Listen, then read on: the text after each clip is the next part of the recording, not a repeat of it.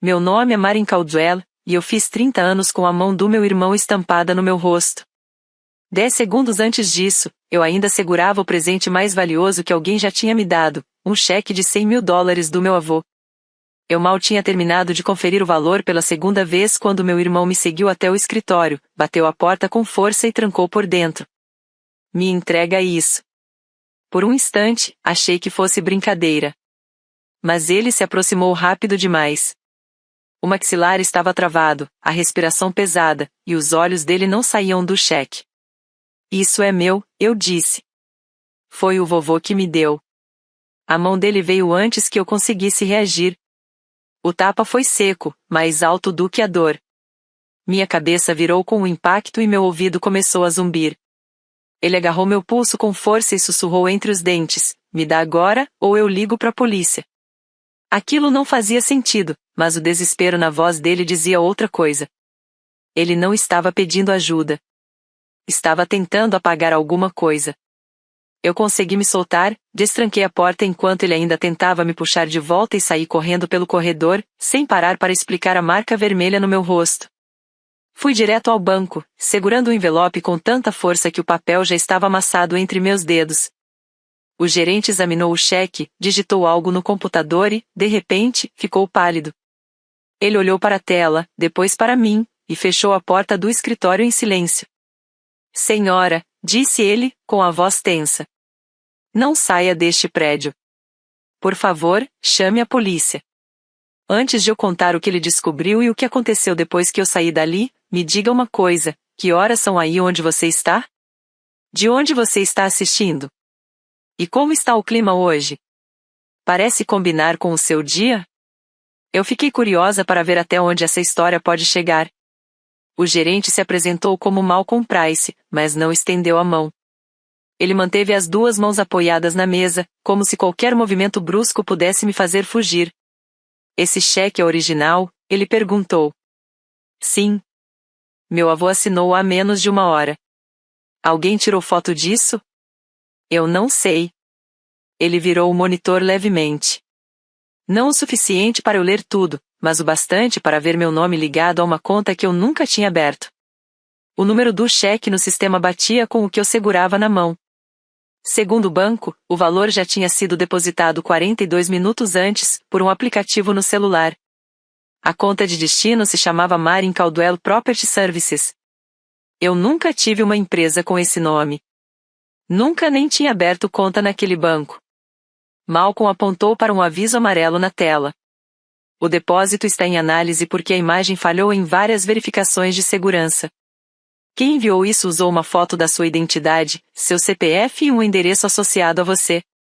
Mas a localização do dispositivo e o número de telefone não batem com o seu perfil." A dor no meu rosto ainda estava viva onde meu irmão tinha me acertado. E, de repente, a exigência dele já não parecia tão sem sentido. Não era simplesmente inveja do presente.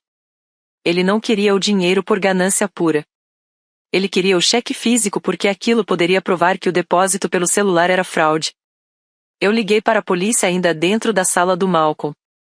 Enquanto esperávamos, ele colocou o cheque original dentro de um saco transparente de evidência e me pediu para não tocar mais nele.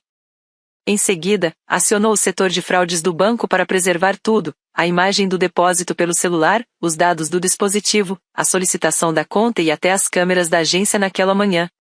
Eu observava ele agir com uma calma técnica enquanto minha cabeça girava em 1000 direções. Meu avô chegou antes dos policiais. O nome dele era Arthur Caldwell, e mesmo aos 78 anos ele ainda carregava a postura de engenheiro civil que foi a vida inteira: ombros firmes, voz controlada, mãos marcadas por anos de trabalho pesado. Mas quando ele viu meu rosto, algo nessa firmeza se quebrou. "Quem fez isso?" ele perguntou. Eu demorei a responder. Falar o nome do meu irmão tornaria tudo mais real do que eu queria aceitar. "Cole", eu disse por fim, num sussurro. Meu avô fechou os olhos. Mas o que me assustou não foi raiva nem surpresa. Foi o fato de ele não parecer realmente surpreso. Pouco depois, 2 policiais chegaram acompanhados de uma detetive da área de crimes financeiros, Lena Ortiz. Ela pediu para ouvir cada um separadamente. Eu contei tudo: o presente de aniversário, a porta trancada, o tapa, a exigência e a ameaça de chamar a polícia. Meu avô confirmou que havia escrito o cheque pessoalmente e que a assinatura era dele. Então a detetive fez uma pergunta que mudou completamente o rumo da história. Senhor Caldwell, alguém teve recentemente acesso ao seu talão de cheques, ao seu banco online, documentos fiscais ou documentos de identidade? Ele ficou olhando para a mesa por alguns segundos. Meu neto me ajuda com as contas. Collie? Perguntei. Ele apenas assentiu. Malcolm voltou com uma impressão do depósito feito pelo celular. A imagem era ruim, mas dava para ver o suficiente. Não era um cheque falsificado separado. Era uma foto do meu cheque verdadeiro, tirada antes de ele ter sido entregue a mim. As dobras do envelope estavam ali. Até uma pequena mancha de tinta perto do valor coincidiam. Alguém abriu o envelope, fotografou o cheque, fechou de novo e esperou eu recebê-lo. A detetive perguntou se Collie tinha estado sozinho perto dos presentes naquela manhã. Meu avô respondeu que tinha pedido a ele para levar alguns envelopes da cozinha até o escritório. Meu estômago revirou. Ele sabia exatamente o que eu ia receber antes mesmo de mim. Então Malcolm mostrou a ficha da conta usada no depósito. Minha identidade tinha sido roubada. Mas o número de telefone ligado à recuperação terminava em 4 dígitos que eu reconheci imediatamente. Era o mesmo número que Collie usava em um celular pré-pago depois de dizer que o principal estava quebrado. O rosto do meu avô endureceu. Quanto ele estava tentando roubar? Hoje? Malcolm respondeu com cuidado, como se o número pesasse no ar, $100.000. A palavra hoje ficou entre nós como algo estranho, incompleto, quase errado. A detetive Ortiz percebeu isso na hora. Precisamos entender o que aconteceu antes de hoje. Meu avô tirou as chaves do bolso do paletó. Pela primeira vez, a mão dele tremia. Tem extratos no meu escritório, alguns sumiram. Ele sempre disse que achou que tinha apenas perdido os papéis. E eu lembrei de cada vez que Collie me chamou de exagerada quando eu questionava as dificuldades financeiras dele. De cada vez que minha mãe dizia que ele estava sob pressão. De cada vez que eu cobri um pagamento atrasado porque a família ajuda a família. Sangue era realmente um laço, ou eu só tinha usado essa palavra para justificar uma corrente no meu próprio pescoço. Meu celular vibrou em cima da mesa. Era Collie ligando. A detetive Ortiz olhou primeiro para a tela e depois para mim. Não atenda ainda. A ligação caiu. Uma mensagem apareceu. Me entrega o cheque ou o vovô cai junto com você. Antes que eu conseguisse respirar, outra chegou logo em seguida. Você não faz ideia do que assinou. A detetive fotografou as mensagens imediatamente e me perguntou se eu já tinha assinado algum documento financeiro em nome do meu avô. Eu contei a verdade. 6 meses antes, Collie tinha me dado uma pasta enquanto eu ajudava minha mãe a se mudar. Disse que meu avô precisava atualizar contatos de emergência e que minha assinatura só serviria para autorizar médicos a falarem comigo caso algo acontecesse. Eu assinei 2 páginas sem ler o resto. E a vergonha veio antes da raiva. Durante anos eu achei que Collie era só irresponsável, impulsivo, egoísta. Eu nunca tinha considerado que ele pudesse ser metódico. Meu avô lembrou da pasta também. Só que, segundo ele, Collie tinha apresentado a mesma história, mas pedindo que ele assinasse uma página nomeando o próprio Collie como assistente financeiro temporário. A detetive Ortiz disse para não tirarmos conclusões antes de ver os documentos, mas o tom dela deixava claro o tamanho do risco. Se Collie tivesse combinado nossas assinaturas com documentos roubados, ele poderia ter criado uma autoridade que nenhum de nós pretendia dar a ele. Os policiais registraram um inchaço no meu rosto. Eu dei meu depoimento formal e autorizei a cópia das mensagens. Malcolm congelou a conta fraudulenta antes que o depósito pelo celular fosse compensado, e o banco colocou um alerta no perfil do meu avô. O cheque verdadeiro não podia ser processado enquanto a investigação não separasse a imagem duplicada. Mas, pela primeira vez naquele dia, o dinheiro deixou de importar. O que importava era o quanto da nossa vida o Collie já tinha alcançado sem ninguém perceber. Naquela noite, eu fiquei na casa da minha amiga mais próxima, Taryn Vale, uma advogada que lidava com disputas empresariais. Ela não fingiu ser minha defensora criminal, mas me ajudou a organizar o que precisava ser feito: bloquear crédito, trocar senhas, substituir documentos, puxar relatórios financeiros, guardar todas as mensagens e evitar qualquer conversa que pudesse chegar até Cole. Minha mãe ligou 17 vezes. Quando finalmente atendi, ela estava chorando. O nome dela era Denise, e ela tinha passado grande parte da minha infância traduzindo o comportamento do Cole em versões mais suaves. Ele não tinha roubado, tinha pegado emprestado. Não tinha mentido, tinha entrado em pânico. Não tinha me manipulado, só tinha precisado da irmã. Marin, ele está dizendo que você atacou ele, ela falou. Que o vovô deu o dinheiro para vocês dois e que você tentou ficar com tudo. Ele me deu um tapa. Houve um silêncio do outro lado. Ele disse que você empurrou primeiro. Eu olhei para Taryn do outro lado da mesa da cozinha. Ela estava ouvindo tudo pelo viva voz. Ele te contou que abriu uma conta bancária no meu nome? O quê? Ele te contou que fotografou o cheque antes mesmo de o vovô me entregar e tentou depositar o valor? A respiração da minha mãe mudou. Ele disse que foi um mal-entendido. Mal-entendido não exige meu CPF. Ela começou a implorar para eu não aumentar isso. Essa frase tinha protegido o Cole durante anos. Mantido dívidas escondidas, rumores de apostas abafados, explosões de raiva varridas para debaixo do tapete da família. Naquele momento eu entendi uma coisa: o silêncio nunca tinha evitado o dano. Ele só tinha deixado o dano crescer sem ser visto. Eu não estou aumentando nada, eu disse. Eu só não vou diminuir mais. E desliguei. Na manhã seguinte, a detetive Ortiz me chamou para ir à casa do meu avô enquanto os agentes faziam uma busca no escritório dele. Nada estava arrombado. E isso era o mais perturbador. Quem quer que tivesse mexido naquilo sabia exatamente onde procurar e provavelmente já tinha estado ali muitas vezes. Encontramos 3 anos de extratos bancários dentro de um armário trancado, mas 6 meses de registros tinham sumido. O laptop do meu avô mostrava logins repetidos de um dispositivo desconhecido. E o e-mail dele tinha uma regra de encaminhamento silenciosa que enviava automaticamente mensagens com palavras como banco, transferência, extrato e verificação para um endereço que ninguém reconhecia. A Taryn ajudou a imprimir tudo antes de desativarem a regra. Foi então que meu avô encontrou uma cópia carbono de um talão antigo de cheques. Ali estavam pagamentos mensais de $3.850 para uma empresa chamada Northline Property Consulting. Ele nunca tinha contratado essa empresa. E, nos registros oficiais, o nome do responsável pela criação do negócio era Cole. Meu avô caiu na cadeira com força. Nos últimos 18 meses, a Northline tinha recebido quase $70 mil da conta dele. Nas descrições, os pagamentos eram chamados de taxas de manutenção de imóveis alugados, mas meu avô tinha vendido o último imóvel 4 anos antes. Eu confiei nele, ele disse. Não tinha raiva na voz dele. Só vergonha. E foi ali que o medo dentro de mim virou algo mais firme. Cole não estava só se aproveitando de erros. Ele estava contando com o fato de que o nosso amor viraria silêncio.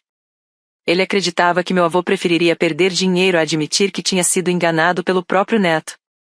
Que eu preferiria engolir tudo a expor que tinha assinado o documento sem ler. Que minha mãe iria consertar tudo antes que a polícia fizesse perguntas difíceis. Ele tinha estudado cada ponto fraco da nossa família e transformado todos em uma espécie de fechadura. A detetive Ortiz perguntou se eu aceitaria fazer uma ligação controlada. Cole ainda acreditava que o cheque estava comigo. Se eu falasse com ele, talvez ele deixasse escapar o que queria que eu fizesse. Eu aceitei. Com a gravação sendo feita por equipamento autorizado, liguei para ele da cozinha do meu avô. Ele atendeu na mesma hora. Finalmente, disse. Você está com ele? Sim. Então para de ser idiota e traz logo. O que eu assinei, Cole? Silêncio. Você assinou o que precisava assinar. Isso não é uma resposta. A voz dele mudou, ficou mais baixa, mais calculada. Você assinou documentos dizendo que o vovô autorizou a gente a administrar certos fundos. Se você for para a polícia, esses papéis te colocam junto nisso. Xi. Minha mão apertou o telefone, mas a detetive Ortiz fez um gesto para eu manter a calma. Junto em quê? para de se fazer de inocente. Me traz o cheque original. Por que você usou meu nome? Porque o seu estava limpo. Aquilo bateu mais frio do que o tapa. E ele completou. E por que ninguém nunca acredita em você mais do que em mim? A ligação caiu. Durante grande parte da minha vida, aquela frase teria me destruído. Mas naquele momento eu olhei para o meu avô, para a detetive e para os documentos espalhados na mesa. Dessa vez, eu disse, ele não decide quem acredita em mim. A gravação deu à detetive Ortiz motivo suficiente para ampliar a investigação, mas ela me alertou que o Collie ficaria mais perigoso assim que percebesse que o banco tinha bloqueado o dinheiro. E ela estava certa. Ao meio-dia, ele já tinha enviado mensagens para parentes dizendo que eu tinha manipulado meu avô para ficar com as economias dele. À noite, publicou uma declaração vaga nas redes sociais falando sobre o abuso contra idoso dentro da própria família. Ele não citou meu nome, mas nem precisava. Todos entenderam. Meu celular começou a encher de mensagens. Uma tia perguntou se meu avô ainda estava capaz de tomar decisões. Um primo disse que eu deveria dividir o dinheiro para evitar conflito. Um amigo da família disse que, mesmo que o Collie tivesse errado, envolver a polícia era exagero. Nenhum deles perguntou por que meu rosto estava machucado. Eu parei de me explicar, uma pessoa de cada vez. A Tari me ajudou a escrever uma única resposta: meu avô estava seguro, o banco identificou suspeita de fraude e o caso estava nas mãos da polícia. Eu não discutiria provas no privado. Depois disso, desliguei as notificações. A próxima descoberta veio do meu relatório de crédito. 3 cartões tinham sido abertos no meu nome ao longo do último ano. As dívidas somavam $26.000. O endereço de cobrança era uma caixa postal privada que o Collie alugava através da Northline Property Consulting. Um dos cartões tinha sido usado para apostas online, outro para reservas de hotéis, e o terceiro para comprar um relógio de luxo que ele usou no meu aniversário. Eu me lembrei de ter elogiado aquele relógio. Ele tinha sorrindo e dito que finalmente o trabalho duro estava valendo a pena. O contador forense do meu avô descobriu ainda mais. As transferências mensais para a Northline eram só uma parte do esquema. Collie tinha usado os documentos de autorização falsos para solicitar uma linha de crédito usando a casa do meu avô como garantia. O pedido ainda não tinha sido finalizado, mas já estava programado para aprovação na semana seguinte. Se o cheque do aniversário tivesse sido compensado na conta falsa, Collie pretendia usar isso como prova de liquidez em sacar o dinheiro antes do banco concluir a análise. O prejuízo total passava de $200.000. Meu avô ouviu tudo sem interromper. Depois pediu a Tarim para marcar uma reunião com um advogado de inventário. Ele removeu o Collie como executor alternativo, cancelou todas as autorizações que tinham o nome dele e colocou um alerta formal de fraude no registro do imóvel. E trocou as fechaduras da casa. Minha mãe chegou enquanto o chaveiro ainda estava trabalhando. Ela ficou parada na entrada da garagem, olhando para a nova tranca como se aquilo fosse um anúncio público do colapso da família. Você está trancando seu próprio neto para fora? Ela perguntou. Meu avô ficou olhando para ela por alguns segundos antes de responder. Ele trancou a Marin dentro de um quarto e bateu nela. Usou a identidade dela. Usou a minha. A pergunta não é por que estou trancando ele para fora. A pergunta é por que nós continuamos dando chaves para ele. Minha mãe se encolheu. Eu achei que ela fosse discutir, mas ela simplesmente sentou na varanda e cobriu o rosto com as mãos. Ela admitiu que o Collie tinha pedido dinheiro várias vezes. Ela tinha retirado quase $30.000 de uma conta de aposentadoria e mentido para nós sobre não ter dinheiro para consertos na casa. Ele dizia que devia para pessoas perigosas e que, se ela recusasse, a família poderia sofrer consequências. Você acreditou nele? Eu perguntei. Eu acreditei que ele estava com medo.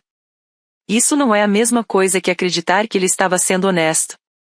Ela sentiu, e as lágrimas escorriam entre os dedos. Pela primeira vez, eu não corri para confortá-la. Eu amava minha mãe, mas não podia mais protegê-la das consequências de ter protegido ele. Naquela noite, Collie ligou para o meu avô de um número novo.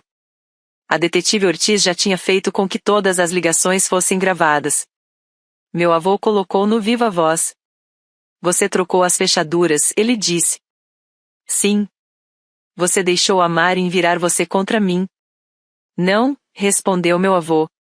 Você fez isso sozinho. A voz do Collie ficou mais afiada. Ela também assinou os papéis.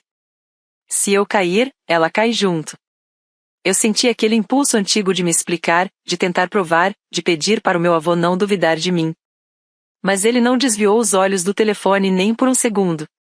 Então traga cópias de todos os documentos, disse ele. Amanhã, no escritório da Tarim. A gente resolve tudo de forma privada. Collie hesitou. E o cheque? Marin vai levar. A ideia não tinha sido nossa. Foi sugerida pela detetive Ortiz. O cheque original continuaria guardado no banco, mas colocaríamos uma cópia simples dentro de um envelope.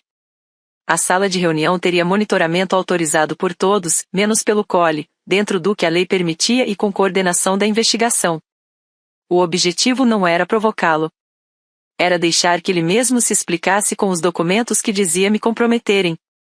No dia seguinte, Collie entrou na sala de conferência da Tarim usando um terno e o relógio comprado com dinheiro do meu cartão roubado. Ele sorriu ao ver o envelope na minha frente. Aí está ela, disse. A irmã sensata. Ele colocou uma pasta sobre a mesa. Dentro havia cópias de documentos com minha assinatura e a do meu avô. Num primeiro olhar, pareciam convincentes, mas a Tarim percebeu na hora, fontes diferentes, margens inconsistentes e selos de cartório de um condado onde nenhum de nós jamais esteve. Collie se recostou na cadeira e bateu com os dedos no envelope. Me dá isso e eu destruo esses papéis. O que acontece depois que você destrói? Perguntei. Você fecha a conta, o vovô recupera o dinheiro aos poucos, você diz pra polícia que foi um exagero, e os cartões no meu nome? O sorriso dele sumiu um pouco. E a Nortline? E o empréstimo usando a casa do vovô? Ele olhou para a porta. Vocês me armaram isso. Não, eu respondi. Eu só finalmente li o que você colocou na minha frente. Ele levantou tão rápido que a cadeira bateu na parede. Agarrou a pasta e tentou puxar o envelope, mas o meu avô colocou a mão em cima. Você roubou de mim, disse ele. Eu ia devolver, respondeu Collie. Com o quê? Perguntou o meu avô. Com o cheque que você achava que devia ter recebido desde o começo? A sala ficou em silêncio. E então ele percebeu o que tinha acabado de admitir. Ele empurrou a mão do meu avô, arrancou o envelope e rasgou. Quando viu que era só uma cópia, o pânico tomou o lugar da raiva. Ele correu em direção à saída. A detetive Ortiz entrou no corredor e mandou ele parar. Collie escapou pela saída dos fundos. Ele deixou os documentos falsificados para trás. Ele não foi preso ali mesmo. A detetive Ortiz já tinha elementos suficientes para interrogatório, mas a investigação queria ligar todas as provas financeiras diretamente a ele antes de agir. E, naquele momento, ele não tinha agredido ninguém dentro da sala. Quando os policiais chegaram ao apartamento dele, ele já tinha desaparecido. Nas 48 horas seguintes, ele virou uma sombra rondando a periferia da nossa vida. Mandou áudios para minha mãe dizendo que eu tinha destruído ele. Enviou e-mails para meu avô, de um endereço criptografado, prometendo devolver cada centavo se retirássemos as acusações. Ligou para parentes e repetiu a mesma narrativa, eu teria inventado a fraude para ficar com toda a herança. A cada versão, ele parecia mais inocente. E eu, mais vilã. Até que alguém entrou na casa do meu avô. A nova fechadura foi forçada pouco depois da meia-noite. As câmeras de segurança registraram Collie entrando pela porta lateral com o capuz puxado sobre o rosto. Ele foi direto para o escritório, abriu gavetas, pegou o laptop e levou 2 caixas de documentos. Ele não sabia que meu avô estava na minha casa naquela noite. E também não sabia que a detetive Ortiz tinha pedido a instalação de uma segunda câmera dentro do escritório. Essa câmera captou o rosto dele com nitidez no momento em que o capuz caiu. E ele também não sabia que o laptop tinha sido trocado por um dispositivo antigo, sem nenhum arquivo útil. Às 2h13 da manhã, o alarme do meu carro disparou em frente ao prédio da Tarim. Nós vimos do andar de cima uma figura escura abrindo a porta traseira e se inclinando para dentro. A polícia chegou antes de descermos, mas a pessoa fugiu por um beco.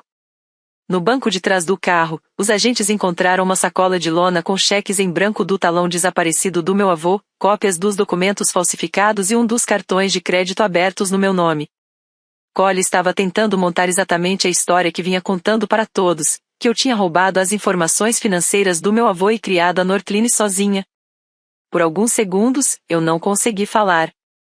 Se aquela sacola tivesse sido encontrada sem câmeras, sem registros bancários, sem a ligação controlada, talvez parecesse convincente. Ele não tinha planejado apenas pegar o dinheiro. Ele tinha planejado me deixar com o peso dos próprios crimes. A detetive Ortiz me mostrou o vídeo da porta lateral e perguntou se eu reconhecia o homem. É o meu irmão, eu disse. A frase doeu, mas já não me enfraquecia. Os investigadores conseguiram mandados para o apartamento do Cole, um depósito alugado, contas digitais e registros da Nortline. Encontraram extratos de apostas, selos de cartório falsificados, cópias dos meus documentos, extratos bancários do meu avô que estavam desaparecidos e uma planilha detalhando quanto ele acreditava que cada parente poderia ser pressionado a contribuir. Ao lado do meu nome, estava escrito: crédito limpo, culpa sensível, provável cooperação se a mãe ligar. Eu li aquela linha 2 vezes. Cada ligação de aniversário, cada pedido de dinheiro, cada me ajuda, de repente parecia outra coisa. Ele tinha transformado o meu amor por ele em uma variável de controle.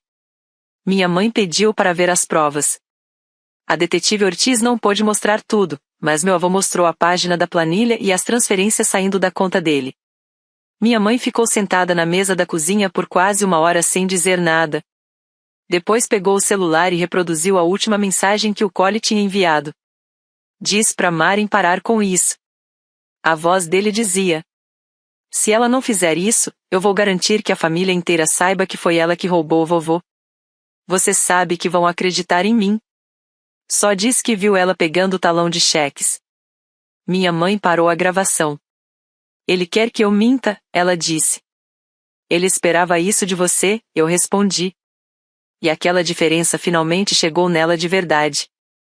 Para ela, ajudar o Cole sempre tinha sido uma forma de amor. Agora, ele estava pedindo que ela virasse prova contra a própria filha. Nossa família estendida já tinha combinado um almoço de domingo por causa do aniversário do meu avô. O Cole sabia disso, e a detetive Ortiz acreditava que ele poderia aparecer, ainda achando que pressão social fosse suficiente para nos fazer recuar.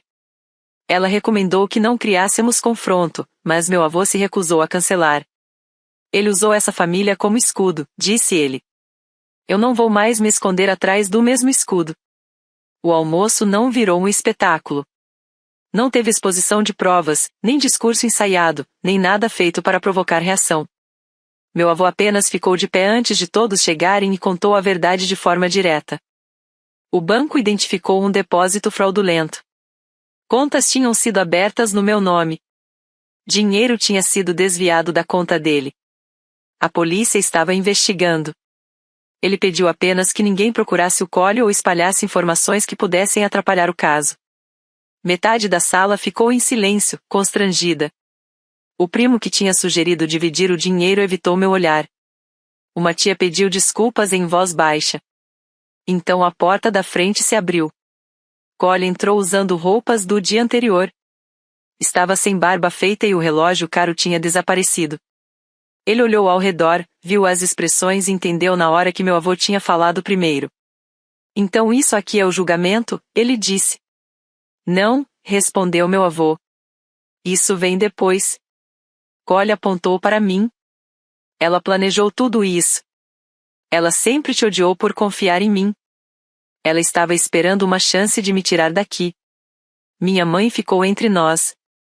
Eu nunca tinha visto ela fazer isso. Você mandou eu mentir sobre a Maren ter roubado o talão de cheques? Ela perguntou. O rosto dele mudou. Mãe, você não entende. Responde. Eu estava tentando proteger a gente. Você usou a identidade dela? Ele olhou para os parentes assistindo e escolheu o erro que sempre repetia. Ele não explicou. Ele performou. A Maren me deu permissão, disse ele. Ela sabia da conta. Eu peguei meu celular, abri a gravação que a detetive Ortiz tinha autorizado e reproduzi a voz dele da ligação controlada. Porque o seu estava limpo. Ninguém se mexeu. E então veio a frase em que ele mais confiava. Ninguém nunca acredita em você mais do que em mim. Collie avançou em direção ao meu celular. Meu avô tentou bloquear, mas ele empurrou o corpo dele com força e o fez cair de lado numa cadeira. 2 policiais que esperavam na sala ao lado entraram imediatamente. Collie resistiu quando seguraram os braços dele, gritando que tudo aquilo era falso e que eu tinha roubado o futuro dele. Enquanto levavam até a porta, ele se virou com dificuldade e me encarou. Você acha que venceu? Gritou. Você destruiu essa família. Eu olhei para minha mãe amparando meu avô, para os parentes que já não conseguiam mais fingir, e para o hematoma no meu rosto, que começava a ficar amarelo. Não, eu disse. Eu só impedi você de destruir o que ainda restava. A porta se fechou atrás dele. Pela primeira vez em anos, ninguém correu atrás do Collie. Mas a prisão não trouxe o alívio imediato que eu imaginava. Trouxe papelada, depoimentos, audiências e um silêncio estranho dentro da família. Durante semanas, cada número desconhecido fazia meu estômago apertar. O advogado dele tentou sustentar que as transferências eram empréstimos familiares e que eu teria permitido o uso dos meus dados. Só que os documentos falsificados desmontavam qualquer versão alternativa. Os registros do banco ligavam o depósito fraudulento diretamente ao celular pré-pago do Collie. A conta aberta em meu nome tinha uma selfie em que ele cobria parte do rosto com boné e máscara, mas os investigadores reconheceram o quarto ao fundo por fotos do próprio apartamento. No depósito dele, foram encontrados extratos do meu avô e cópias dos meus documentos. As câmeras mostravam ele entrando no escritório do meu avô e depois se aproximando do meu carro. As gravações das ligações provavam que ele sabia da conta falsa e queria que o cheque original desaparecesse. A auditoria financeira fechou o caso com um total de $214.600 em valores desviados, crédito fraudado e tentativas de empréstimo. Nem todo o dinheiro tinha sido retirado, mas o plano era muito maior do que qualquer um de nós imaginava. Collie ligou para minha mãe da prisão e pediu que ela pagasse a fiança. Ela ouviu por menos de 1 minuto. Eu te amo, ela disse, mas eu não vou te tirar disso. E desligou. Essa decisão cobrou um preço dela. Ela chorou depois, questionou tudo, quase voltou atrás, mas não voltou. Meu avô se recusou a pagar a defesa do Collie, o removeu do testamento e encerrou formalmente qualquer ligação financeira entre eles. O trabalho dele também acabou. A empresa o demitiu depois de descobrir que ele tinha usado equipamentos corporativos para criar parte dos documentos falsos. A noiva devolveu o anel e foi embora. E os parentes que antes o defendiam pararam de repetir as acusações quando começaram a ser chamados para depor. Meses depois, o Collie aceitou um acordo judicial envolvendo fraude bancária, roubo de identidade, exploração financeira de idoso, falsificação de documentos, invasão de propriedade e condutas ligadas à agressão. O tribunal determinou ressarcimento, alguns anos sob custódia estadual e liberdade supervisionada após o cumprimento da pena. Ele também foi proibido de entrar em contato comigo ou com o meu avô, exceto por meio de advogados. Na audiência de sentença, Collie virou para mim e disse que sentia muito. Mas logo em seguida acrescentou que nada disso teria acontecido se o meu avô tivesse dividido o dinheiro de forma justa. Aquilo deixou claro que o pedido de desculpas ainda vinha com condições. Quando chegou a minha vez de falar, eu não pedi crueldade. Eu pedi responsabilidade. Expliquei ao tribunal que o dano mais profundo não tinha sido o dinheiro perdido ou o crédito destruído. Era ter descoberto que o meu irmão tinha estudado a nossa própria compaixão como se fosse uma estratégia financeira. Durante anos eu o tinha protegido das consequências. Eu disse. Eu achava que isso era amor. Mas não era. Era permissão. O juiz aprovou o acordo. Do lado de fora do tribunal, minha mãe me perguntou se eu me sentia satisfeita.